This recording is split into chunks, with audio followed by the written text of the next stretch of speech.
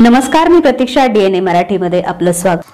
शेवगाव तालुक्याच्या शेकटे बुद्रुक येथील ग्रामस्थ पांडुरंग श्रीधर कुरडे हा गावातील सामाजिक, राजकीय व सांप्रदायिक कार्यक्रमामध्ये वारंवार हस्तक्षेप करून ग्रामस्थांना वेठीस धरून त्रास देत असून येथीलच वयोवृद्ध भाऊसाहेब महाराज गरड यांना अर्वाच्य भाषेत शिवीगाळ करून त्यांच्या कुटुंबियांवर पोलिसात खोटे गुन्हे दाखल केल्यानं आणि गावातील कोणत्याही सामाजिक व विकास कामात अडथळा निर्माण करून खंडणीसारखे प्रकार करीत असल्यानं त्यांच्यावर कार्यवाही करावी या मागणीसाठी गावातील किमान 30 ते 35 ग्रामस्थांनी शेवगाव पोलिसात निवेदन दिले असून कुरडे यांच्यावर कारवाई न झाल्यास येत्या सोमवार दिनांक 10 मार्च रोजी शेवगाव गेवराई राज्य महामार्गावर सुकळी फाट्यावर रास्ता रोको करण्यात येणार आहे.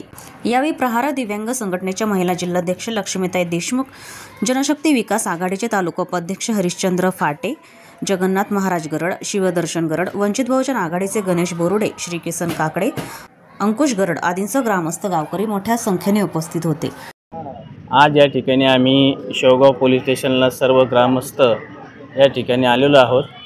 गेल्या 3 ते 4 दिवसापूर्वी आमच्या गावामध्ये एक किरकोळ वाद झाला होता. वादाचं कारण असं की गेल्या 50 ते 55 वर्षापासून हरिभक्त पारायण भाऊसाहेब महाराज गरड यांच्या नेतृत्वाखाली आणि सर्व वारकऱ्यांच्या, सर्व टाळकरी मंडळींच्या, भजनी मंडळीच्या आशीर्वादाने हा सप्ताह गेल्या 55 वर्षापासून चालू आहे. परंतु यावर्षी मात्र सर्व गावकऱ्यांची बैठक, हरिभक्त पारायण भाऊसाहेब महाराज गरड यांच्या उपस्थित सर्व गावकऱ्यांची बैठक झाली होती. सर्व गावकरी त्या ठिकाणी उपस्थित होते आणि सप्ताह सालाबादप्रमाणे करण्याचं नियोजन ठरलं होतं. परंतु त्यानंतर 2-3 दिवसांनी काही पांडुरंग श्रीधर कुरडे आणि त्यांच्या काही सहकार्याने मला येऊन सांगितले की बाबा तुम्ही जी मीटिंग घेतली ती मीटिंग आम्हाला मान्य नाही, आम्हाला तुमचा सप्ताह मान्य नाही, म्हणून आम्ही दुसरा सप्ताह करणार आहोत. तर मी म्हणलं काय तुमच्या समस्या असतील ते मी जाणून घेतो, आपण कॉम्प्रोमाइज करण्याचा प्रयत्न करू, सप्ताह सर्व गावकऱ्यांचा असतो, परंतु नाही, आम्ही आमच्या पद्धतीनं सप्ताह करणार, अशा पद्धतीची भूमिका घेतली. आणि त्यावेळेस हरिभक्त पारायण भाऊसाहेब महाराज गरड यांना अरोच्य भाषा वापरली. याचा जबाब विचारण्यासाठी काही ग्रामस्थ त्या ठिकाणी गेले असता किरकोळ वाद घडून आला होता. परंतु काल जे काही गुन्हा दाखल झालेला आहे या गुन्ह्यामध्ये धादांत खोटे आरोप हरिभक्त पारायण भाऊसाहेब महाराज गरड यांच्यावर करण्यात आले आहेत. ज्यांनी आयुष्यातले 50 वर्ष परमार्थ केला अशा व्यक्तीवर असे आरोप करणं हे दादांत खोटं आहे, हे कोणत्याही ग्रामस्थाला मान्य नाही. म्हणून अशा व्यक्तीवर त्वरित गुन्हा दाखल करावा अशी आमची मागणी आहे.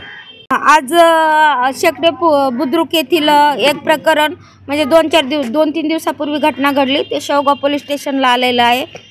का काही किती विध्वंसक लोक असतात का जे सामाजिक कार्यात किंवा जे शासकीय कामं असतात याच्यात निव्वळ काहीतरी अडकूत घालून जो जनतेला लाभ मिळतो, जी म्हणजे आपण सप्ताह वर्षातून एकदा दोनदा सादर करतो, त्यांनी संस्कार होतात, मुलांवर होतात, माणसावर होतात, अशा गोष्टींचा दुरुपयोग करायचा, तिथं जातीभेद निर्माण करायचा, तिथं मतभेद निर्माण करायचे, काहीतरी वेगळं करायचं, हे चुकीची पद्धत आहे. आणि ह्याच कारणास्तव इथं जे हबप आदरणीय भाऊसाहेब भाऊसाहेब महाराज गरड हे कित्येक वर्ष झालं परंपरेगत सप्ताह चालवतात शेकटे बुद्रुकमध्ये.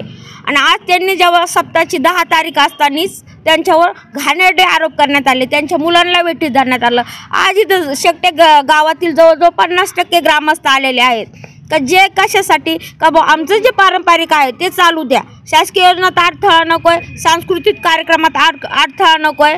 आणि होण्या मागण्यासाठी आज शेवगाव पोलीस स्टेशन, जिल्हा अधीक्षक कार्यालय, तहसील कार्यालय इथं निवेदन देण्यात येत आहे. आणि हे साहेबांनी पण भेटले, आम्ही निवेदन दिलं, साहेबांनी आम्हाला आश्वासन दिलेलं आहे काही असं काही चुकीचं घडणार नाही, मी स्वतः येऊन शहानिशा करीन आणि योग्य तो न्याय करीन. त्यामुळे साहेबांचे, नांगरे साहेबांचे पण शतशः आम्ही धन्यवाद करतो. आणि अन्याय तिथं प्रहार त्या वतीनं प्रहारचा ह्या सगळ्या गोष्टीमध्ये शेकटे बुद्रुक ग्रामस्थांना 100% पाठिंबा असेल हे मी इथं महिला अध्यक्ष म्हणून व्यक्त करते. जय हिंद, जय महाराष्ट्र, जय प्रहार. प्रतिनिधी इसाक शेख, DNA मराठी.